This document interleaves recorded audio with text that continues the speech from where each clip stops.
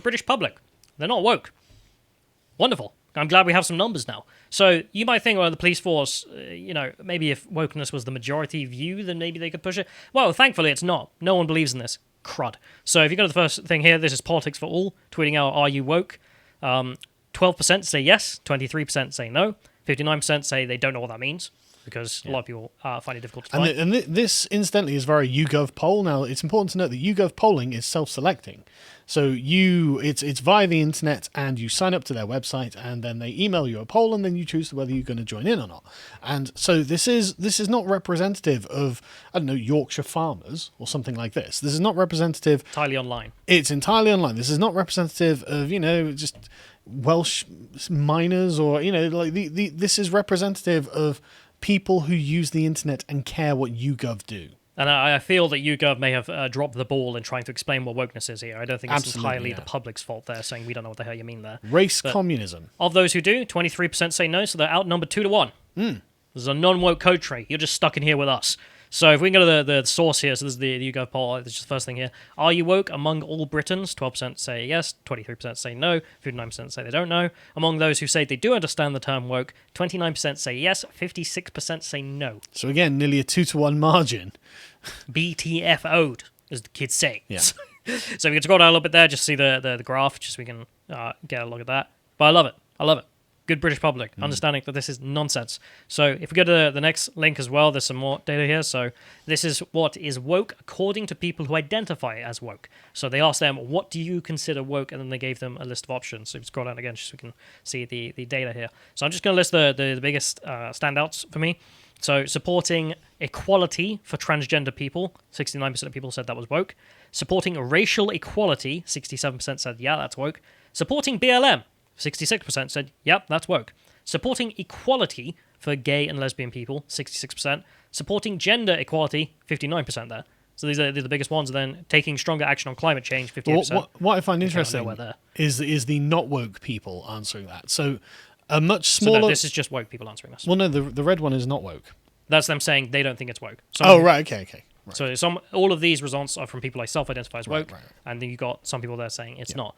But you can see that the climate change one kind of sticks out there, but the rest of them, the universal thing in there is the term equality. So BLM being a Marxist organization and equality being a Marxist value, it's not a liberal value. Freedom is the liberal value, and those things can't be in the same realm. You either free or you have equality. Pick one. That's how it is. So you can see that, well, if you boil that down, what is wokeness from this poll? Equality. It's a Marxist value. Yeah. So this is why people say wokeness is a left-wing ideology, because it is. It is based on equality, not freedom. I mean, these are just left-wing talking points. Supporting equality for transgender people, racial equality, Black Lives Matter. Not fair enough. Gay and lesbian, yeah, exactly, none of these things. Gender equality, climate change, the removal of historic statues, political correctness, a negative view of the British Empire and being left-wing in general. But there was disagreement on those. You can see that the data's not so clear, but on the first ones, the data is clear.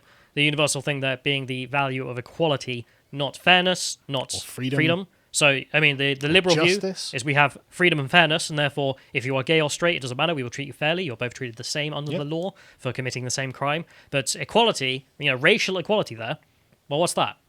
Black people and white people have to have the same as groups. Yep. So if you're a black person and you've done something wrong, let's say, but your group deserves to have more stuff because you're underrepresented or something, therefore you can get away with it. The most pernicious one being overrepresentation in prison, because justice is delivered on an individual level. So if you've got gangs of ethnic youths in London who stab each other, and then in the individual case, well, you stabbed him, right? You go to jail, and this keeps happening and happening and happening. Yep. The jails become disproportionately full of these black ethnic youths. It's like, well, sorry, we can't just release you because of your skin tone, racial equality. You kept stabbing people, and so you go to jail. And the opposite view is the view that David Lammy expressed a little while back, which is he said that there was an overrepresentation of black youths in London policing, so the fact they were being overly put in jail. And it was like, yeah, David, what are we going to do about that? Start arresting innocent white people or releasing guilty black people? Yeah, for racial they're your equality. options, David. They are your options. Absolutely nuts. So one of the weird things in here is they said that being politically correct, 54% said that wasn't woke, which seems wrong Weird. to me. Well, I don't know why the woke would think being politically correct is not their stance. They're the ones promoting political correctness. They also said opposing people from having unpopular views and from being on TV. 57% of the wokeists said that's not woke. Although, I think that's true. Very interesting. That's totally true. Because as we saw, the unpopular view is wokeness.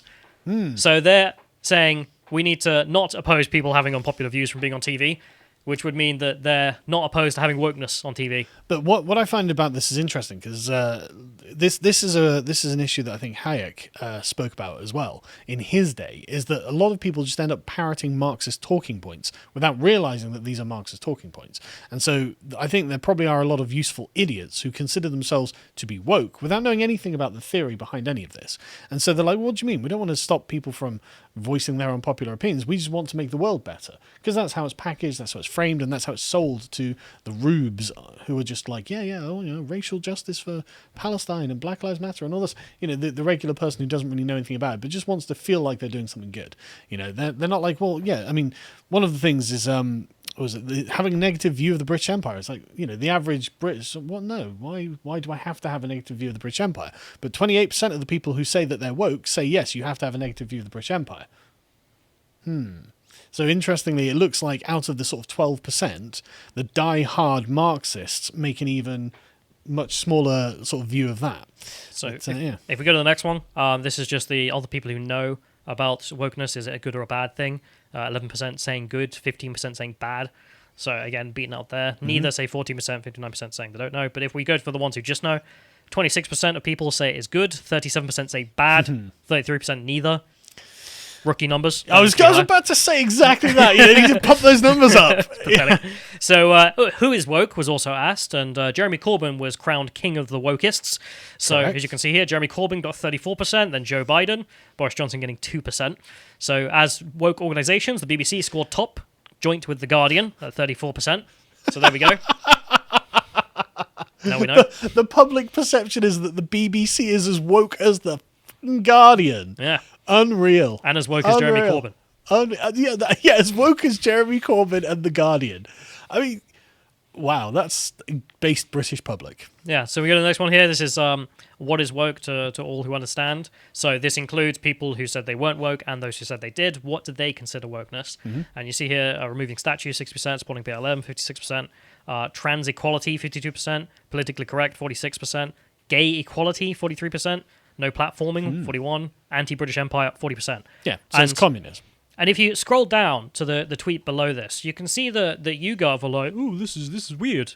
Like, how does it the case that these two don't add up?" But what people say is woke differs. It's like, doesn't. No, it doesn't. Like, this is why I don't trust YouGov to have displayed this in a way that people would understand. Because they're like, how can these two things be the same? They're different issues. It's like, no, they're not. Fundamentally, they have the same value perspective, which is equality. Yeah, but like this, but what people say is woke differs depending on their own wokeness. Most woke people say supporting social equality, tougher action on climate change. Most non-woke people say political correctness, no platforming, anti-British Empire, the BBC. These aren't contradictions. No, those are succinct. There is absolutely no reason why these two things can't exist in perfect harmony with one another. And what the non-woke are saying is we see the sharp edges of wokeness. Like the woke people promote the soft center of it, going, yeah, well, we just want social equality, we just want the climate to be solved. Oh, meh, meh. And then it's like, yeah, but what do? Well, you deplatform people, you push political correctness and silence people with it, and you hate the British Empire. You project all of this from the BBC. They are showing the soldiers of the empire, the woke empire, like how they're pushing out against the outside world. But for those 59% who said they didn't know what wokeness means, sorry if we've been going on and you don't know what we're talking about, but they go to the next one here, which is just the video you made with your co-host, Ash Sarkar.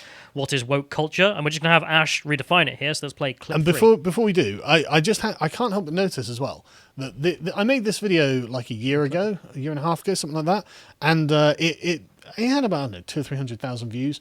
And recently, I've been getting in my notifications, oh, you've got a comment on what is woke culture. And so you can see this issue is rising quite a lot because I'm just getting a lot more. I mean, this has got nearly 600,000 views on it now. So it's like a lot of people have been searching for this and getting my video. But anyway, let's go for it. We don't have it yet, Josh. Oh, right. Can you load that up or not, John? All right, Okay. just give me a second. But yeah, so this has been become a much more popular video in the last couple of months, and I've been seeing it every day. What precisely do you mean by notifications. woke? What exactly do you mean here? What is woke culture? This is what no one has been able to explain to me. What is woke culture? To answer Ash Sarkar's totally honest question of what is woke culture, we now turn to respected television academic Ash Sarkar from later in that very same podcast. Woke is accepting that LGBT identities are valid and should be protected under the law. That woke culture is an acknowledgement that there are racialized outcomes reproduced through institutions in society, and people of color measurably are treated differently. What I want at an interpersonal level is understanding, empathy, and solidarity. And at a political level, I want the pursuit of redistributive goals, whether that's power, whether that's wealth, whether that's land, in order to pursue aims of social justice along class, gender, and race lines. I mean, pretty succinct there. Like, a lot of garbage about her, what she wants on a personal level. Who cares? Like, she can live in her commune, believe nonsense. But on the political level, that's the important bit here. And that's the thing to understand with the woke types, because all they care about is the raw power. She wants the redistribution of land, wealth, and power on race, gender, and class lines. That's what wokeness is. The redistribution of power, land, and wealth on race, gender, and class lines. That's it. That's what they want. How is and she is famously a literal communist, you idiot, Piers Morgan. And so why exactly would we not say, right, so we've got a communist promoting wealth and land and whatever else, resource power redistribution on the basis of innate characteristics like race, gender, and sexuality. Why would we not just call this sort of identity communism? It's just, yeah. That's like what wokeness is. Race, gender, communism, class communism, identity communism. Yeah. And we can just describe wokeness as being racist. Like, but if you need a succinct version, I mean, I just love how Ash gives it to you. So you, Gov, if you're going to do that poll again, just play that clip and say that's what wokeness is in case you're confused. And now, do you want race socialism? Let's see how the results come back, huh? Yeah. Anyway, you have one more poll you want to tell me about that. Yeah, well, one quick point. I like the way she's like, I want LGBT identities to be recognized as valid. It's like, sure, I recognize that. Bisexual, because there are only two genders. Anyway, the thing is, I don't even care about like recognizing these things as valid. You know, I'm not going to be rude to a trans person. But also, I don't know why they care if the government finds them valid. Yeah, what difference does it make? But well, I mean, I guess it's just about conquering territory, to be honest. But the thing is, I'm not going to just be disrespectful to a transgender person, but the problem I have is the underlying theory that we're being forced to accept. Trans women are women. It's like, well, what does that mean? Well, that means there's no distinction in your mind. And it's like, sorry, that's something that's not really possible. But anyway, so this was a poll from a couple of days ago from Ipsos Mori that spoke to much the same problem, in fact. The polling of the British public was just like, okay, what are the problems you're facing? And race relations have doubled as a concern for the British public. They've gone from 5% to 9% in 1 month. So twice as many people are like, well, hang on a second, there seems to be something going on with race relations, and I'm a bit concerned about it. But of course, this isn't the majority problem that most people have. It's just a remarkable increase percentage-wise. Most of the people, 49% of people, were like, COVID-19 is the biggest issue because obviously that's all we ever talk about. That's all the government talks about. That's all the media talks about, and we're all about to get forcibly injected or something, and that turns us into anti-vaxxers. So, you know, bad stuff. But then people are worried about the economy and things like that. But then 18% were saying like climate change and pollution is a concern. And what was interesting about this is just, again, not really connected to the other thing, but like just the way that this was broken down, because you can actually see some very interesting class dynamics here. Because the people mentioning climate change as an environmental worry has been going up. So again, that's gone up like 5 percentage points in the last month. So it's something that a lot of people are very concerned about. But who is concerned about it? Well, it turns out it's a big issue for the 3 in 10 of those in social grades A and B, which is double the level of concern among the social grades C to D, E. You should probably explain, because so obviously that means people who have lots of money are concerned about climate change. People who do not have lots of money are not concerned about climate change. They're concerned about real world issues and not these sort of abstract things. Labour supporters are, of course, twice as likely to mention environmental concerns than Conservative supporters, and it's those living in the south of England and in Scotland who are more likely to mention these issues than those in the Midlands and the north of England, as in the places that are the most woke are the most interested in the climate change phenomenon, and they're also, well, apart from the Scots, doing the best. But I mean, Scotland's being propagandized by the SNP every day, so what do you expect? But this is just the elites. This is the problem of this is the new sort of culture of the elites.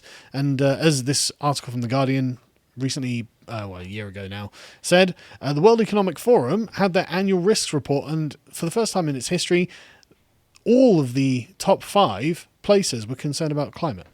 All of it. So the World Economic Forum, the sort of internationalists, the pro-European types, all they do now is talk about the climate, and so they're going to become radicalized to think that the world is ending, the sky's falling, even though all of these models have been shown to be highly inaccurate at best. None of the predictions that the environmentalist lobby have made in the last 60 years have ever come true. And I'm not saying that we should pollute. I'm not saying we shouldn't do anything to reduce carbon emissions. I think we probably should. I think we should use clean energy like nuclear power. We should try to make sure that we live in a clean world, but let's not pretend that the world is coming to an end, because it's not. Yeah. I mean, what was it? AOC, 12 years, the world's going to end? Well, Al Gore said in 2009 we'd have, in 2002, by 2009 we'd have no ice caps. I know, but why is this never listed from YouTube? You know, they love to put little warning signs about how something's misinformation. I mean, why is that never listed as misinformation? I don't know. They just keep saying things that are demonstrably untrue, and we're at the point now. I mean, go back to the 70s, and they were saying we were coming into an ice age, and now we're like, oh, we're going to have no ice caps, and now the world's going to end in 12 years. It's like, none of that's true. This is all doomerism that's being produced by very wealthy people who are just sat there with their hypothetical models and saying this must represent reality when it kind of doesn't. It's kind of the weird thing, caring about the climate in I want cleaner cars, so I don't have to breathe in fumes and things like this. There are plenty of reasonable things people can say, I want this because I want this, and you can point to the things. But when it turns into sky god worship, I start getting a bit suspicious. Yeah, and that's the point. The sort of woke agenda is kind of harmonizing into all of these things, and we can identify the percentage of the population who it appeals to, and we even know their sort of social class. They're Labour supporting upper class prats who live in the south of England. We know exactly who these people are. They don't represent the working class. They are not representing real issues. Represent anyone but themselves. They're just representing themselves, and we know where the ideas are coming from. If you enjoyed this segment from the podcast of the Lotus Eaters, you can watch the full broadcast live every weekday at 1 p.m. UK time on lotuseaters.com.